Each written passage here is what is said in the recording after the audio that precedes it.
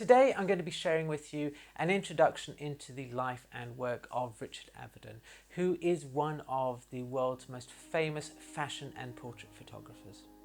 Hi there, I'm Alex and this is the Photographic Eye, and if you love the art and history of photography, then this is an ideal channel for you. I'll be sharing with you my own love for photography through short videos about 10 to 15 minutes long, where I'll be looking at various photographers and different photographic movements throughout the years. So today we are going to be taking our cue from Avedon's 1992 work and autobiography. And the reason that I've chosen this book is that as a young photographic student, I was absorbing photographs left, right and centre. And when I first came across Avedon, I thought he was exclusively a portrait photographer.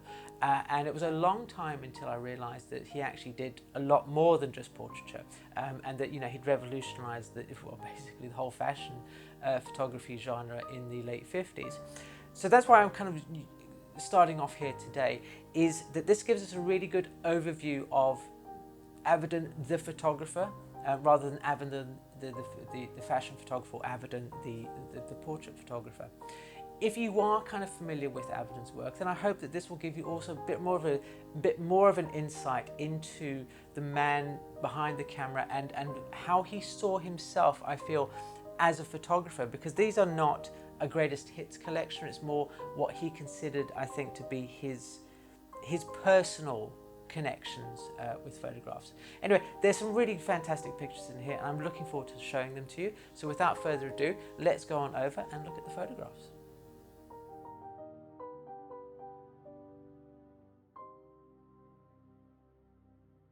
Before we jump in and look at some of the fantastic images in this book individually, I thought what I'd do is just sort of flick through here and give you a little bit of an overview into Richard Avedon and his life. So he was born in 1923 in New York, and he joined the camera club at quite a young age, when he was just 12. The fact that both his father and his mother worked in the fashion industry. His dad owned a retail store on Fifth Avenue and his mum came from a family of dress designers, probably helped shape a lot of his approach to fashion photography.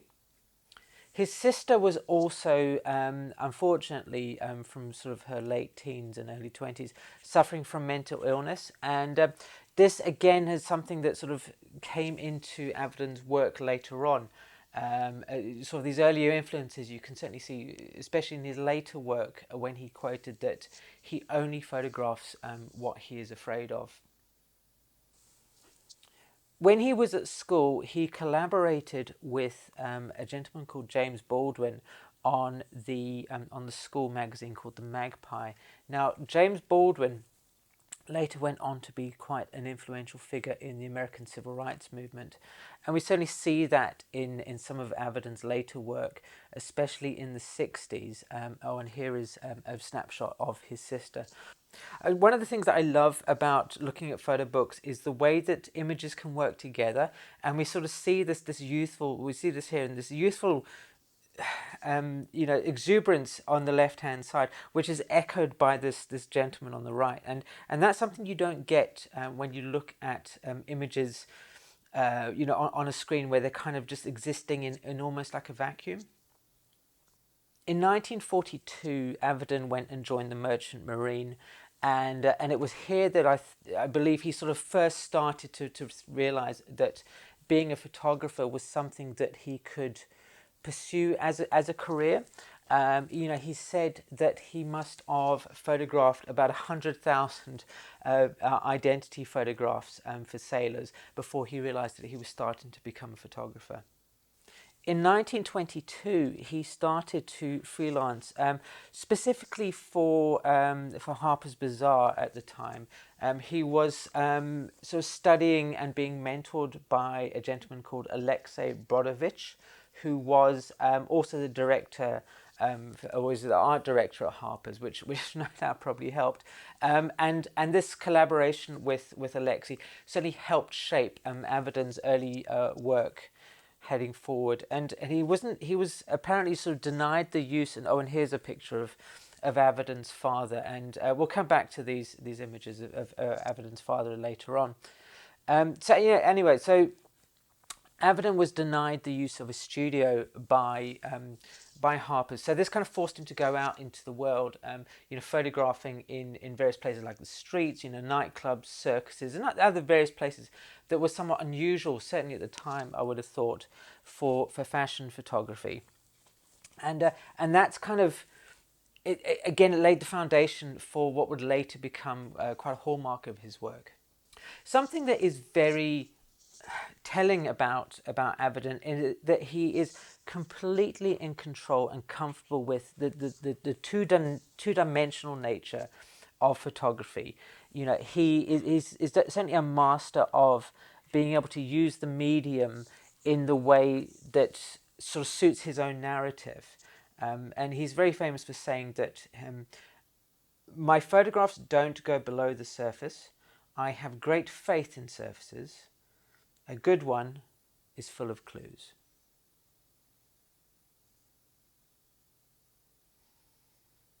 And we can see that here with these two portraits.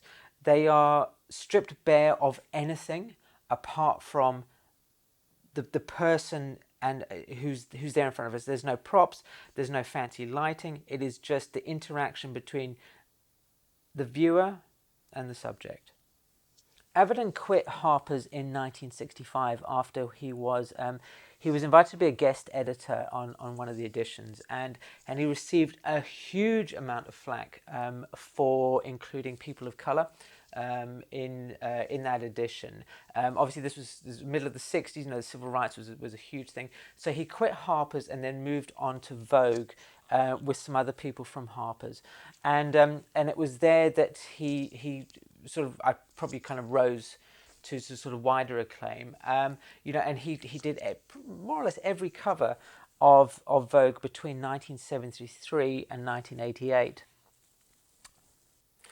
From the sort of mid-70s, Avedon's commercial success was giving him the freedom to pursue sort of more major projects that were sort of closer to his heart. So things like the civil rights and Vietnam, and a cycle of kind of fairly well-known photographs about his father.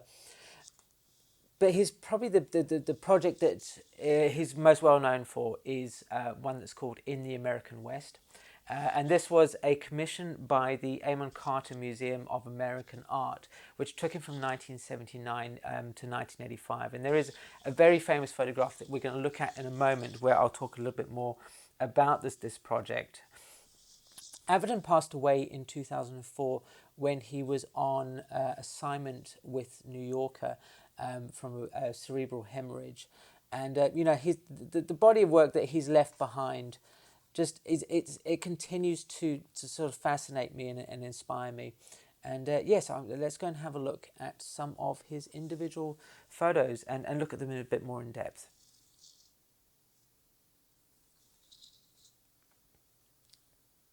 This is one of Avedon's most famous portraits. It's called The Beekeeper. And this was photographed in 1981 as part of Avedon's In the American West series. He'd put in an ad into a national beekeeping magazine looking for people who would be comfortable being photographed with bees all over them. And this gentleman, Ronald Fisher, who was a beekeeper, had responded with a Polaroid of himself and saying that he would be happy to do so, and that he had in the past experimented with creating bee beards. So that's where encouraging bees to cling on to his chin and to create a beard. So in May of 1981, Avedon, Fisher, and an entomologist called Norman Gary, they gathered at a tomato farm near Davis in California, and this is where they were going to take this portrait.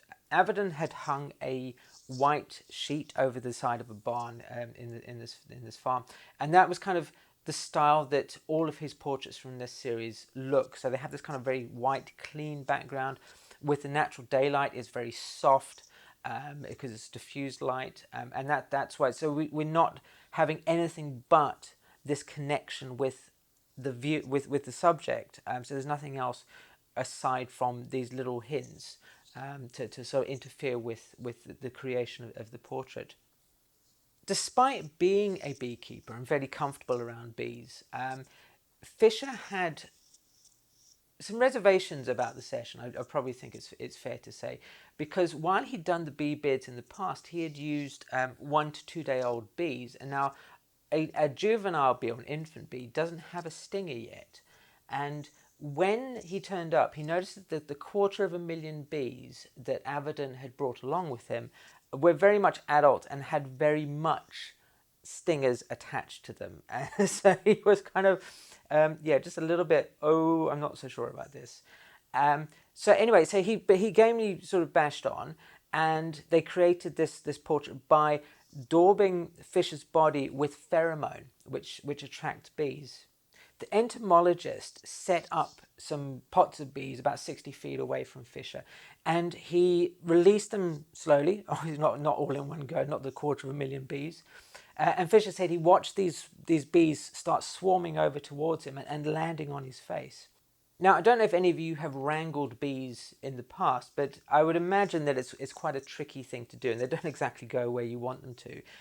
And what was happening is the bees were congregating around Fisher's upper lip, and that was creating a bee moustache. Now, Avedon, who was very much in control of the session and all of his photography, decided he did not want a bee moustache in this photograph. So he encouraged Norman Gary, who was the entomologist, to swat them away. And of course they did swat away, but that really upset the bees. So they started stinging Fisher. And, the poor man was there being stung by all these bees, and tears were welling up in his face. And Avedon refused to stop the shoot.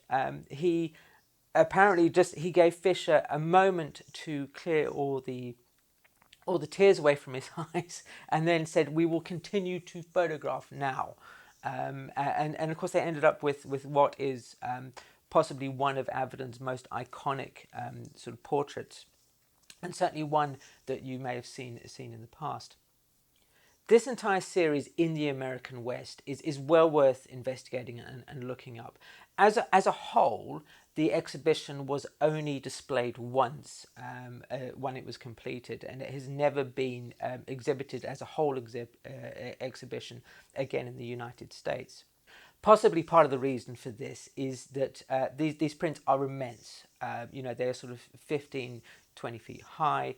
And some of them have been exhibited individually, and there was an international exhibit. But one of the interesting facts about obviously printing this many photographs at that size is the huge amount of paper that was used. I believe it was something like 6,500 square meters of paper, with the test prints and the 2 sets of complete prints, one for the museum and one which was given to Avedon. And there is an interesting story attached to that, and I'll link to it in the description, that the printer who did all this work for Avedon has in his possession some of the original prints, which he says have been given to him by Avedon. But the Avedon estate disputes this. So, of course, at the moment, he's kind of stuck with them. He's not really able to do anything. But interesting story, and go and have a look at them in the link below.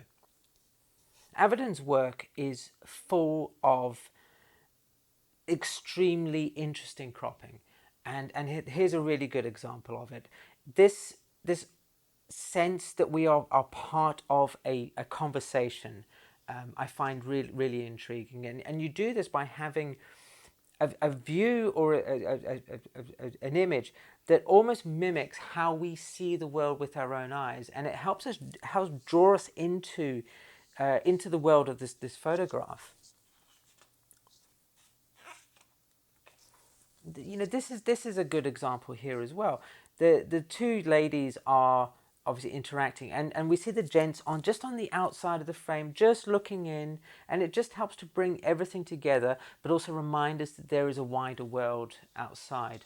In 1976, Avedon was commissioned by Rolling Stone magazine to do a series of portraits called The Family, which at the time was supposed to be a celebration of America's bicentennial, but also it's a family portrait, if you will, of the great and the good of America. Now, obviously, the great and the good is somewhat probably erroneous statement. It was simply the people who were in power at the time. So whether they were great or good is somewhat beyond the scope of this video. But here we see Gerald Ford fairly sort of traditional portrait, I would imagine. You know, there's nothing too much going on, although the longer that you look at him, the more his expression, the way he's communicating with you changes. And I think this sort of echoes back to what Avedon was saying about there's enough clues on the surface that we don't need to scratch any further than that as photographers. This is, again, this sort of extreme cropping that we were looking at earlier. And then here it's done in a slightly sort of different way. These are group portraits that are photographed on a film, on a field camera rather, so using 8x10 film, and we can sort of see the individual film sheets here. And what's happened is that there's an extreme crop here, where this gentleman is in both images. And I won't profess to understand that there's a deeper meaning behind any of these, but it lends itself to taking what is just kind of just a collection of people and making us think a little bit more about them, you know, and their component parts, and how we kind of possibly interact with each other sort of differently. And there are echoes of this kind of style of group portraiture in say people like Annie Leibovitz, for example, who has said that she draws quite strongly from Richard Avedon. As we get sort of winding up towards the end of the book, there's one portrait that I would like to have a look at and discuss with you. And we talked about Richard Avedon's father earlier, and the influences on his life, and that quote of his about only photographing the thing that he is afraid of. Avedon created a number of portraits of his father throughout the years, right up until a portrait on his deathbed, actually. And I've always found that progression of images that he produced interesting, because they certainly are not flattering. A lot of Avedon's work, I think, is fair to say, is not flattering, but they do show, I think, this idea that he is afraid of things. Avedon is afraid of things, and perhaps photography was his way of holding the world simultaneously at bay, but also allowing it to come in and explore it, and being fascinated with it. And if you look at these two portraits side by side, they're both very powerful if you allow them to just breathe for a moment. If you allow them just to kind of sit and speak very, very quietly to you. It is interesting, you know, having now gone through and looked at some of these photographs in more depth, how varied a photographer Avedon was. You know, a lot of us, I think, grab onto a single image or a collection of images of a photographer, and we think that's the sum of him. That's the whole of that photographer. You know, Leibovitz might be, you know, the picture of John Lennon and Yoko Ono, for example. You know, Avedon may be, you know, the Beekeeper, and I think that's somewhat. It's a shame that people think that they can just sort of condense a photographer down into a single image. Rather than trying to sum up Avedon using my own ineffective words, I'm going to allow him to have the last say on this video.